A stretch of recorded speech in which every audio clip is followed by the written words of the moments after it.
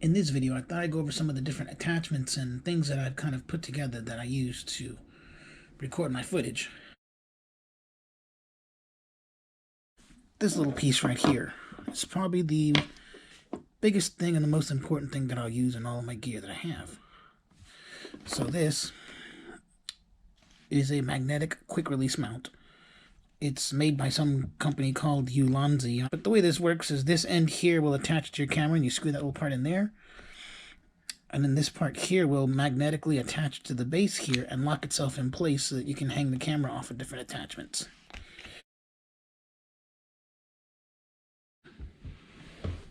The next piece of gear that I'm going to show you that I use, that I've actually been using quite a bit, is this tripod here. So the reason I like this tripod is, one, because it was cheap. It was only like $6. But this tripod is actually, it serves multiple functions for me.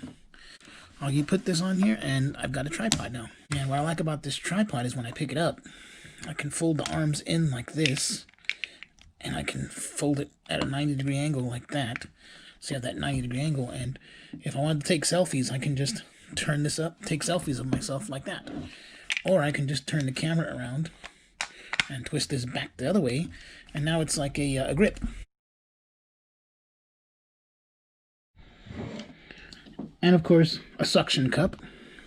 Now, no camera gear is complete without one of these suction cups. You can stick it to the base of something. I personally like to use it for, you know, if I go around doing reviews of vehicles and I do like vehicle driving or doing something like that where it's not my car and I can't put the handlebar mount on it, I'll just suction cup this to the glass. And again, at the base of this suction cup, I've attached one of these magnetic mounts to where I can just twist and lock and just hang the suction cup and record upside down like that off the glass. Always have to have a suction cup. That's probably one of the more used things that I've seen in some of these videos. Is a lot of people, they really do rely a lot on these suction cup mounts. So they're not too bad.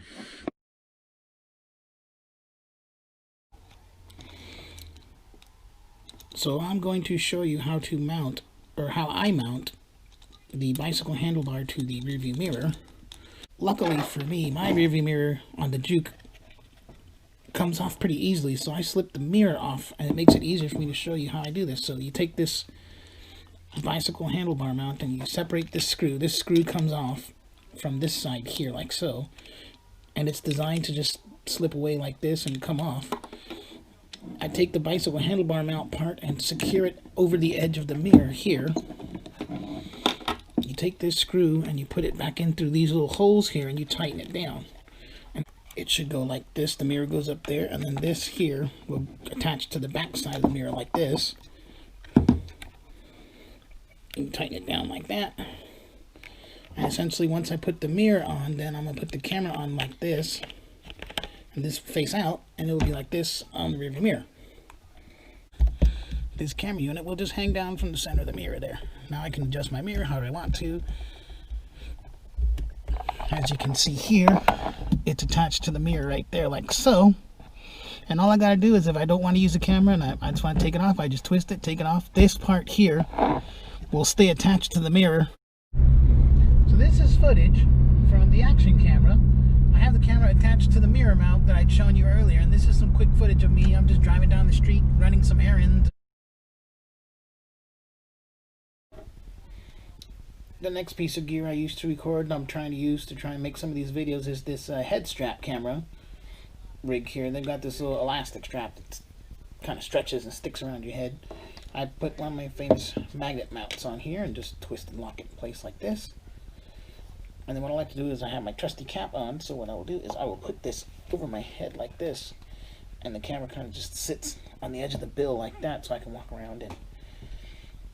The only thing is, it kind of sticks up a little bit, but it's not as annoying as the helmet cam, and this feels a lot lighter. It's easier to wear and manage, and if I'm wearing a hat, I just slip this off, or I can just take it off like this. I would probably use this type setup here to do things where I want to keep my hands free. You know, I can probably record while talking to you and actually be using my hands and doing things instead of using one hand to hold the camera and one hand to do whatever. I know I have a video coming up where I'd like to do an oil change on the Juke and show you how stupid easy it is to do oil change on the Juke. And I'll probably use this setup here to kind of take some footage of that.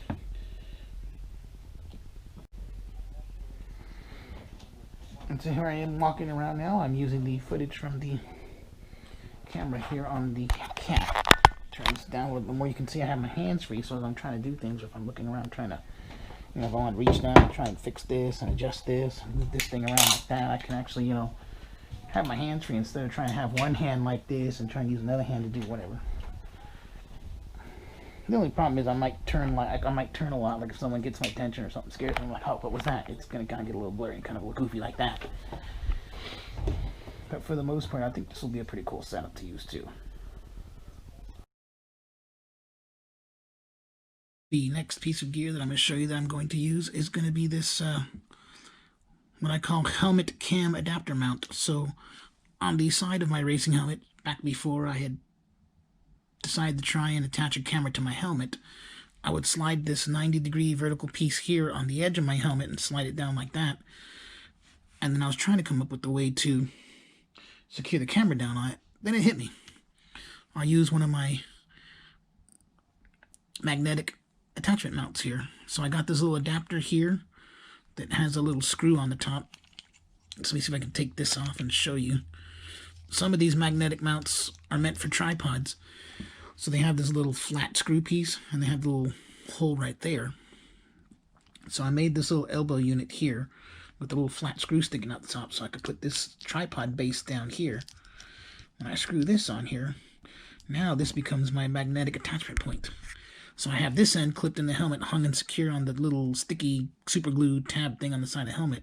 But now I've got this magnetic base attachment, so where when I want to record something like, let's say I go ride go-karts or I go and do motorcycle riding or something like that, I'll be able to stick this on the side of the helmet and have this here. So all I have to do is reach up and record off the top here. On my helmet here, I've attached this little sticky part that you can stick on the helmet. So I'll just clip this in place right there over this. And voila, helmet cam. So the camera is now on the side of the helmet. And this is how the helmet is going to look with the camera attached to it. And as you can see here, I am walking around. Feels kind of silly, but I'm walking around with the helmet cam. This is another piece I've decided to use. This they call it a chest mount. With this piece, what you'll do is, once you can untangle this all, you'll actually wear this over your chest and around your shoulders. Put this part around your shoulders, and then this strap comes around the side so that you can mount this on your chest. So this is the magnetic mount that I'll use for my helmet. And then what I'll do in this situation, I will slide this piece into here. And so now I've got a magnetic mount to put this camera on. Then I'll just snap this into place here. And now I've got a camera that, when I put on, I'll wear it around my chest, and this will just hang off the center of my chest, and I can record footage this way. And this here is my camera hooked up to the GoPro chest mount. I'm going to try and see if I can put this on without any issue. I'm going to put this through here, put the sleeve over my head here, like this. And once you got that part on, here, this part goes down towards your chest here. And as you can see, this, you'll notice this GoPro mounts to your chest here, and then you just pull this strap from around and kind of hook it into this part here. And you can adjust this however you want to, but now this thing is securely mounted to your chest. It's got the magnetic mount, and it's got this clip mount to really secure it in place, which is why I may favor this setup over the shirt mount clip piece. But that's what it's going to look like here. And you can adjust the camera however here. And then when I'm done with that, I can always just pop this off, pop another one if I need to, but put the action camera on here. And I'll show you footage of what this looks like from this point of view. And this is footage from the GoPro chest mount. I just have this thing mounted to this strap around my chest. As you can kind of see right there, it just goes centered up. I can probably raise this or lower this, however, but I haven't had a chance to use this in the field yet. I may use it on some videos just to give it a try, but this is what it's going to look like.